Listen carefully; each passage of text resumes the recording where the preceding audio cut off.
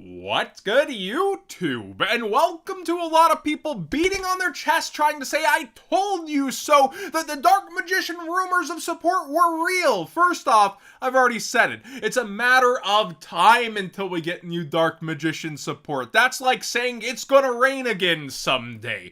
But when it comes to this specifically, a lot of people were saying it would get a push and a structure deck, so that this confirms that we don't get the tactical tri-decks over here, at least so far. This would be the perfect trio, though, to bring them to the TCG. Two names too big to fail between Heroes and Dark Magician. Then you have Mechanico bringing up the rear for Modern. I think it's a pretty good mix, and I hope we actually do get something like this over here and enough new support injected to make it interesting. However, until we get confirmation of that, I can't take it seriously, and a lot of people saying rumors were saying it would get a structure deck comparable to the Blue Eyes one, not a couple of legacy updated pieces in this direction. What did get brand new support that was very good, though, was Sky Strikers. Every single time this deck falls off for about a year, it feels like it comes back stronger than ever, and the new support has old pros that played it saying it looks pretty darn good.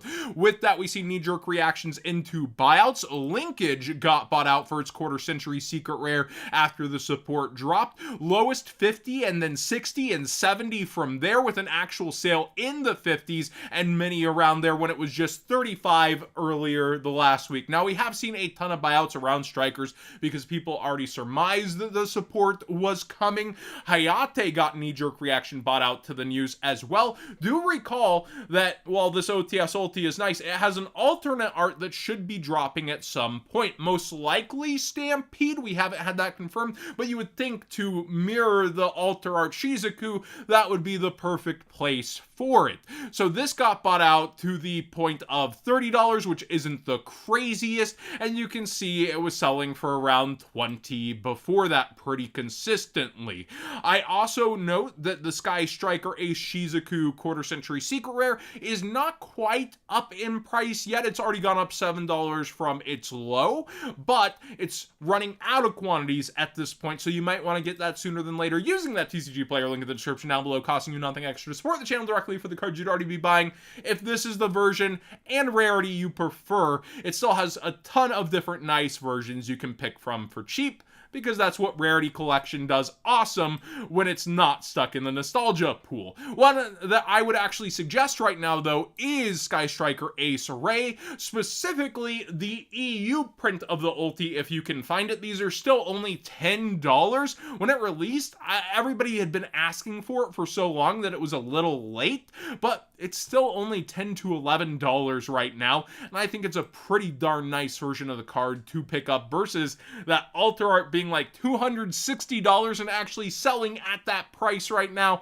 I would probably go for the ulti for a nice mid-max personally. Now let's talk about absolute fall-offs instead of the rise of an empire once again. We have Banlist fears really clouding the market, and this graph is almost laughable. Check this out. $100 card almost falls off into the 50s with just Banlist fears. Oh, it's not on the ban list, back to 100. It actually did have some of the deck get hit, but just not hard enough. And then, oh no, Banlist fears, and it's down to 40 at this point. I thought it would chill at 60 again, all the way down towards 40. Now, we do have reprint season with another reprint set, the Battles of Legend, right before the WCQ, and it's actually doing some lifting, but I feel like Konami will want to sell this card rather than just absolutely make some murder list before the WCQ.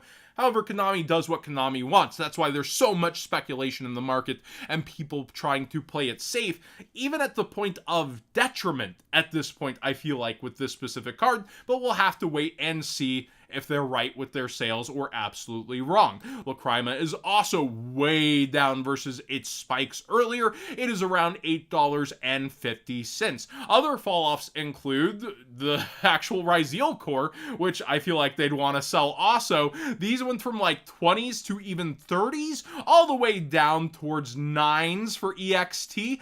Ice, I think, is like 12. Yeah, there it is. And then Sword is also down towards 7, 8, This is crazy to me for such a good engine and such a good deck. Yes, it could sustain some hits, but I don't think it's going to get knocked out before Konami ends up selling some reprints of these cards, but that's still speculation at this point, right? Like, they can do anything. Also, the one Ryzeal going up is Detonator because it's a Cherries target as well as a Metaltronus target, so be aware that's specifically why it's gone up so much versus where it was at and why it's on the rise when everything else is on the fall.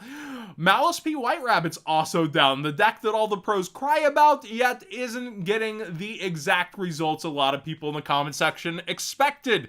Yeah, the Malice #1 fan that was talking a lot of trash to me, how's those dubs going?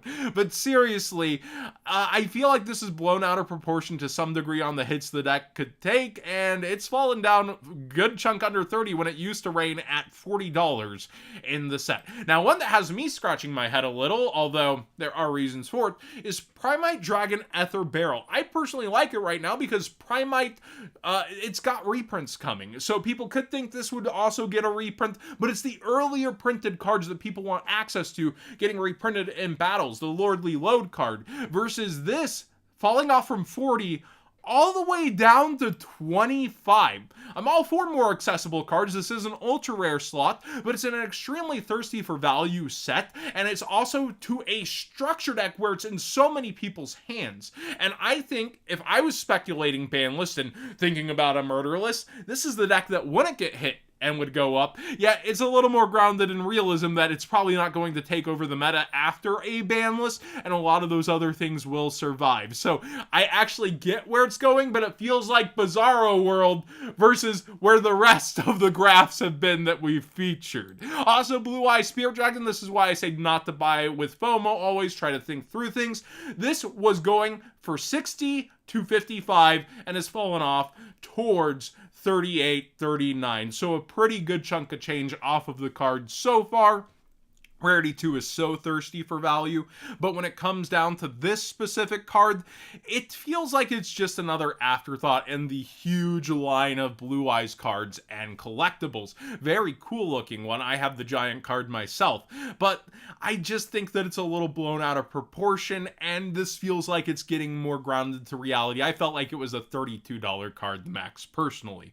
Card Trooper Dual Terminal is not something I expected to see its price on, and I'm one of the format's biggest fans. I topped that format, and I love Troop Dupe. It's so fun to play, but wow, towards 50. This is probably for being an Edison card, but you can see a lot of the sales back in January were towards 20, yet it hasn't repopulated on the market. People are giving up, and the lowest listed is 60, so it's time to bulk dive a bit for these. This is a wild price, and with that, the mid-max quarter century secret rare, which really should be max versus dual terminal in my opinion, it is up towards $20 now in the recent rounds of quarter century buyouts. It has one sale at the price. Most of them are single to barely double-digit buys on the buyout mode, though. One that I would actually suggest is the collector rare, because Card Troopers from the nostalgia pool, so it didn't get a collector rare reprint, and this is a really nice mid-max version of the card. I think it looks solid, and it is towards $11 and is extremely hard to pull out of Amazing Defenders, which, to be fair, is like a set that's had a lot of different lives and buyouts and openings, but is now way back down in price, and there's not a lot of value there. So maybe that does hurt its potential, even though you would have to open case after case to see just one of these. There's all those other collector rares, and again, being mass opened at one point could have the population up a good degree. I just think it's a decent value for a mid-to-max rarity compared to everything else happening on the card. Then you have Redo format, which has been taking over to some degree in the market conversations. Tyrus is getting bought out for its secret rare, but also notably its other versions, just easy access, is out of Battle Pack, which isn't the easiest anymore. It's been over a decade, guys. So this one has gone up in price a good amount along with its secret rare, and And then the same for Adrius, only in Battle Pack, which is starting to go up. And then there's the Secret Rare. Also, Ultimate Rare Maystroke, the Symphony Gen, has gone up as an option for that format. I remember these were $8. I always set them aside. I wouldn't sell them to Banlist or other vendors. I was like, it's too cheap at $8. This went up over time, and now you can see it's skyrocketing, and people are buying in even at $45 freaking dollars. That's wild to me to see the 5X after all this time. It's one of those I told you so cards for a decade for the wrong reasons. I could not expect that past format to be what would be bringing this to the forefront. Thanks for watching today's Market Watch. I love talking market theory. It was nice to talk about some price fall-offs instead of a spike after buyout after spike. And Banlist fears are that season where I think a lot of these will be rebounding later, which is very interesting. But you never know with Konami, and that's why they fall off the way they do.